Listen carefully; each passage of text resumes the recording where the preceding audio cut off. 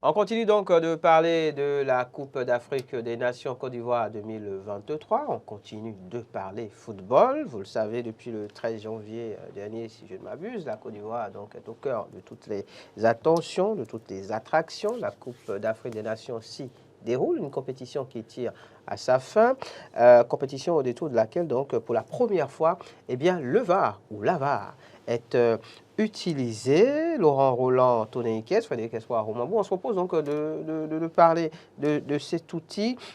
Quel apport concrètement dans le cadre de cette compétition? Mais avant que d'aller plus loin, Frédéric Espoir, Romambou, aidez-nous déjà à savoir ce que c'est concrètement que le VAR ou la VAR. En fait, le VAR, si vous voulez, donc c'est un dispositif qui permet de faire revoir à l'arbitre un scénario du match, une partie du match, des actions qu'il n'a pas eu le temps de pouvoir visualiser parce que ça passe très vite, ces actions-là, et peut-être qu'il était en course, il regardait, il avait les yeux sur ailleurs, peut-être, et n'a pas eu. Donc, et c'est donc là, ça permet juste à l'arbitre de voir et de revoir ce scénario-là et d'apprécier et maintenant de prendre une décision.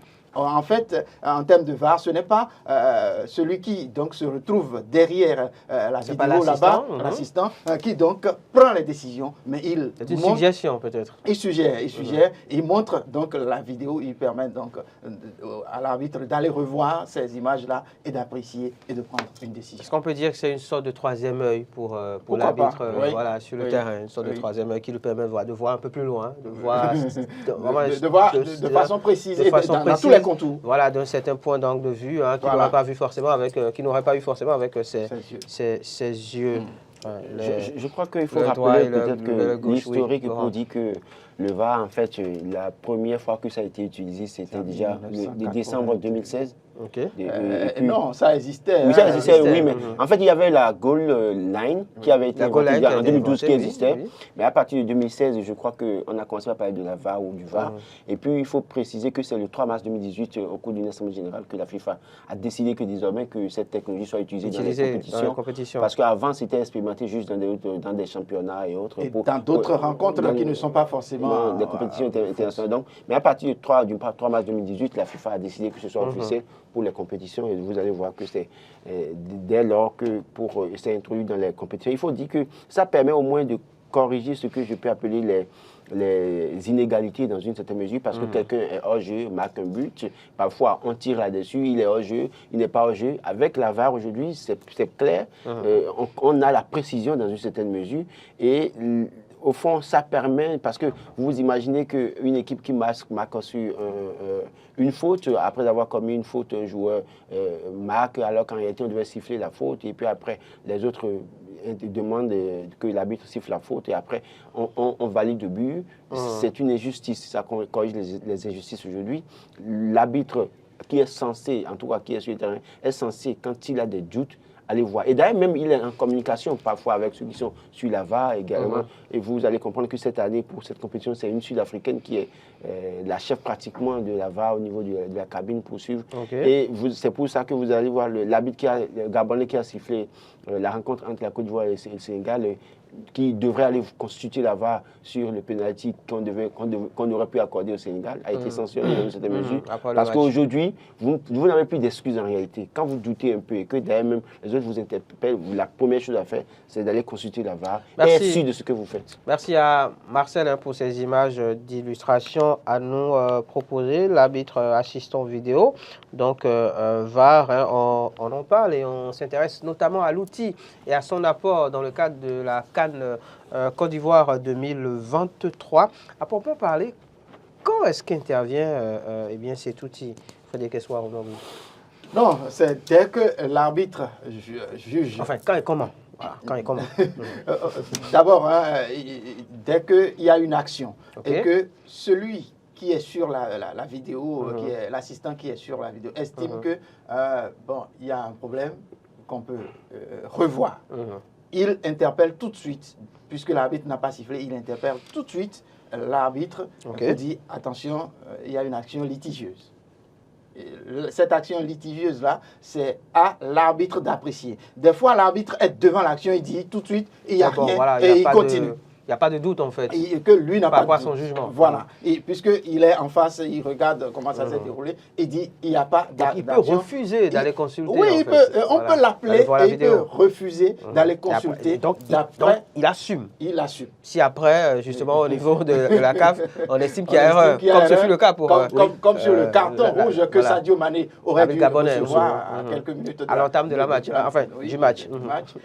Il n'a pas reçu, mais l'arbitre a dit niet, il n'en était rien. Alors, dès que cette action litigieuse est là et que l'arbitre n'a pas une vision complète de l'action, on l'interpelle sur l'action. Et il y a une discussion tout de suite qui intervient entre l'assistant et lui. Donc, dans la discussion, l'assistant regarde les vidéos sur plusieurs angles. Tous les angles, et maintenant interpelle l'arbitre pour dire tu peux venir voir par exemple. Mais on voit la première action là, simple que l'arbitre voit dans sa vision, mais on lui montre les autres angles qui montrent mieux l'action pour que réellement il porte son jugement de manière totalement objective. Voilà, pour dire attention, mais si quand on voit cet angle là, attention, c'est plutôt la main, ce n'est pas, le corps, ce n'est pas l'épaule par exemple. Et donc, on finit par juger et on prend la décision. C'est la première fois que cet outil est utilisé dans le cadre de la CAN Laurent Roland Toninquès. Il y a eu plusieurs phases de jeu au détour desquelles... Oui, il faut rappeler que la première fois que ça a été utilisé en Afrique, c'était déjà le 24 février 2018 pour la Super Coupe.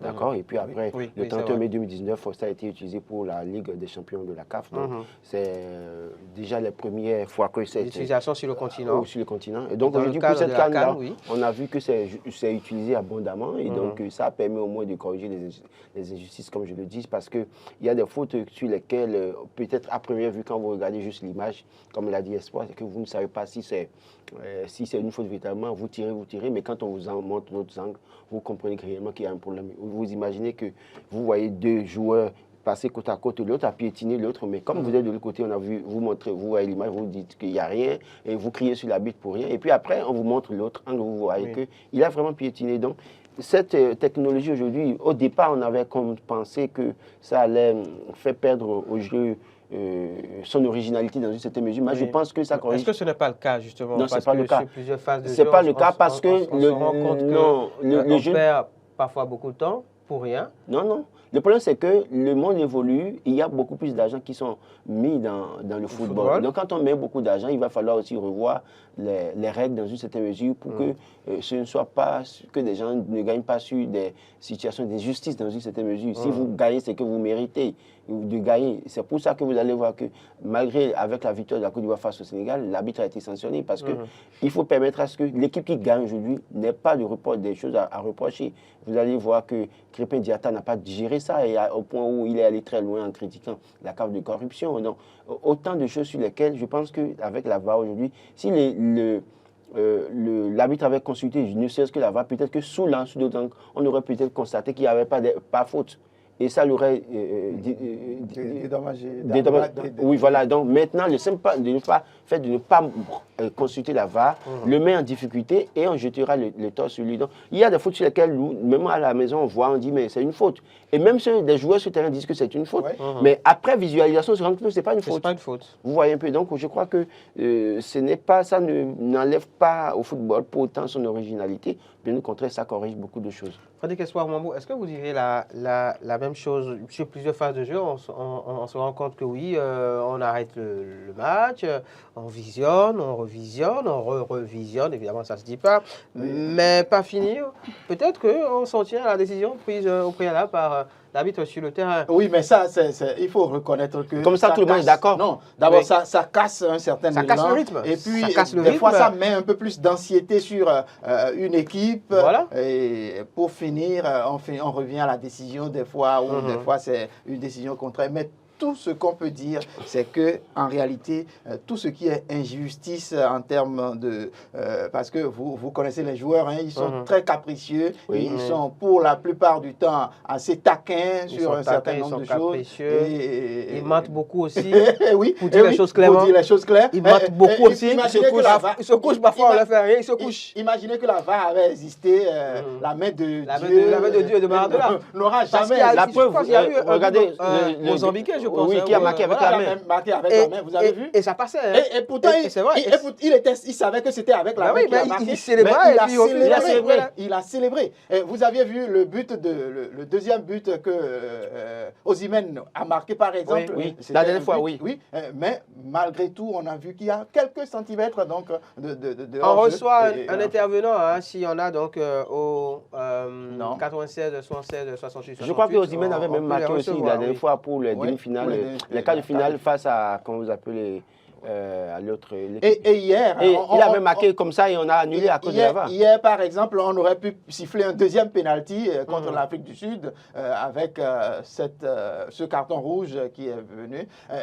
Mais il n'y avait quand même pas, c'était pratiquement à la lisière, hein, parce que la ligne du cadre était comptée pour le cadre. Mais il n'était pas encore sur la ligne. Mais à première vue, c'était comme s'il était sur la ligne. Et donc, vous voyez, ça corrige tout ça là, et donc ça permet quand même, malgré les tensions... En tout cas, les vainqueurs vont rester sur les vainqueurs authentiques. Et puis hier, hein, ce but égalisateur, ce pénalty égalisateur de l'Afrique du Sud, on ne l'a pas vu. Ce serait 2 buts à 0 pour Congo. On passe de 2 à 0 à 1 but partout.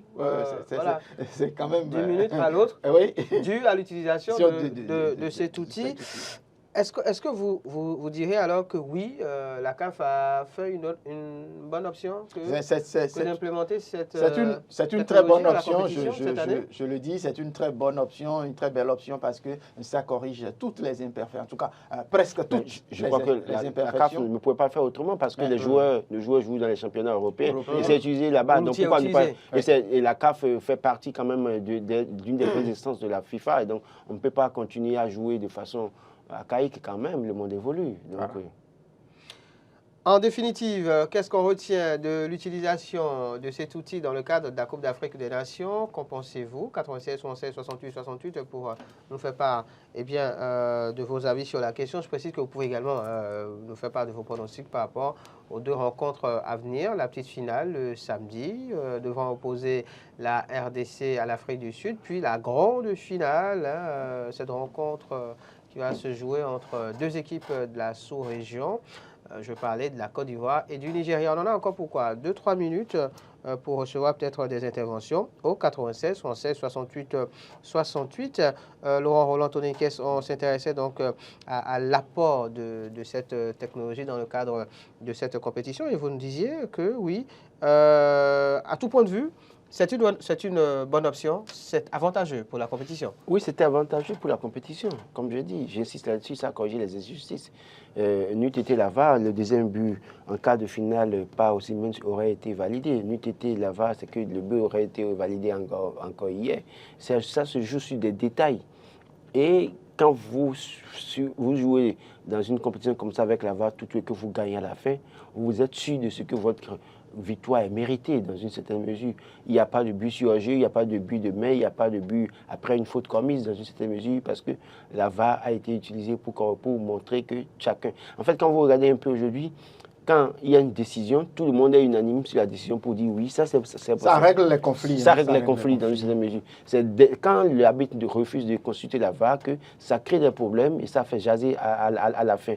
Donc oui, c'est une bonne chose et ça contribue à élever aussi le niveau des joueurs. Oui. Parce que quand vous savez très bien qu'il y a une vidéo qu'on peut visualiser à tout moment pour montrer... Vous allez voir qu'avant, les joueurs tombaient n'importe comment, traînaient sur le terrain. Quelques-uns continuent de le faire actuellement.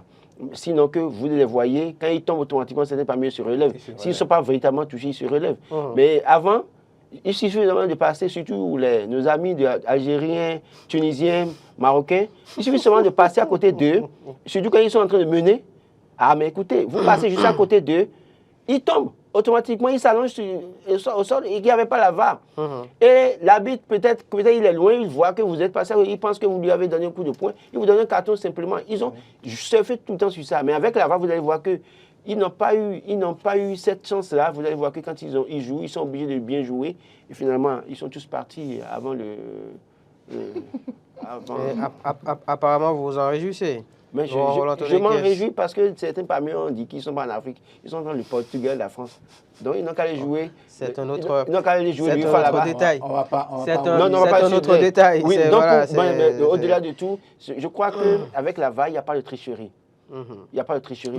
Mais justement, si vous trichez, tout le monde vous verra. C'est là ma question, Frédéric Espoir Roumambou. Est-ce que le football ne va pas aussi avec un peu de tricherie? On parle de la vista, un peu de vice, oui.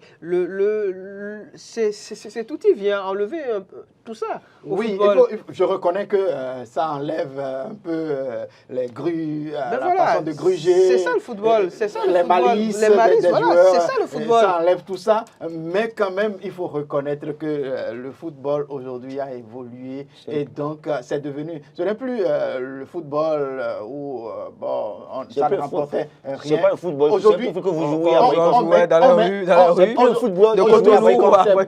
C'est beaucoup d'argent. Et quand on met beaucoup d'argent, on est assez regardant, on veut voir un peu comment cela se passe jusqu'au bout. Et on veut que les règles du jeu soient des règles bien établies et bien définies. Bien définies. Et je crois que c'est dans ce sens que, en instituant ce dispositif, la FIFA ne fait pas du tout mal. Et il faut juste que ce dispositif soit utilisé à bon escient parce que forcément, quoi qu'on dise, tout ce qui est matériel, tout ce qui est technologie a forcément sa part de... Non, mais au-delà de tout, il y a des... Vous pensez que le VAR peut être utilisé à des fins, comment dire, pas justes? C'est possible. C'est possible. C'est possible. D'accord. Eh oui. Mais comment? Mais de toute façon, si on ne montre pas les images, si on ne consulte pas, c'est que c'est fini. Parce qu'aujourd'hui, on doit un bon arbitre ne doit pouvoir consulter. Même en consultant. Si on vous montre certains angles, vous êtes tout de suite... ça peut influencer votre décision. Oui, voilà. Non, ça dépend de celui qui est dans la cabine là-bas. Donc, on n'est pas totalement à l'abri. Ça dépend de celui qui est dans la cabine qui montre les images à l'arbitre sur le terrain. Donc, ils peuvent décider de ne pas montrer tel ou tel angle de l'image. Et là, donc, ça passe autrement. Et on peut jouer là-dessus, on peut bien jouer là-dessus. C'est pour ça que je suis d'accord que quand vous regardez les arbitres, certains arbitres, ils regardent au moins 2, 3, 4 angles de la même action. Et ça, sûr, avant de prendre la décision. On va finir, oui. C'est aussi ce qui fait que certains arbitres aiment qu'on n'enlève pas cette magie de la filouterie. Mais c'est ça, c'est ça. Dans le football, ça leur fait du pognon dans une certaine mesure. Laurent Roland, sacré Laurent Roland. Quand je vous dis que c'est un polémiste, quand je vous dis que c'est un polémiste, quand on dit la vérité parfois, vous pensez que c'est polémique. Mais tout le monde sait qu'il y a des arbitres corrompus, non? Il y a la corruption dans le football, non? Tout le connu de tout le monde. Rien. Vous avez été gardien. Je ne vais pas dire le contraire. Il y a eu quand même des vidéos qui ont circulé où on a dit que des arbitres, des présidents de clubs, ici, ont transporté. Quand on a été attaquant de pointe, on nous a fait ça plusieurs fois. Ah d'accord, merci beaucoup, monsieur l'attaquant de pointe. Merci, monsieur le gardien de but. Vous savez, il pointe là où il doit pointer. Avec mes victoires avec l'équipe de Eden TV, vous savez, j'ai un nouveau contrat. Ah d'accord. J'ai un contrat au Qatar ou en Arabie Saoudite? En Espagne. En Chine ou en MLS? Non, j'ai trouvé un contrat à Shanghai, j'ai refusé. Matin de ce jour, rendez-vous demain pour un numéro encore plus plaisant. Maria Gua sera à la présentation. Au revoir.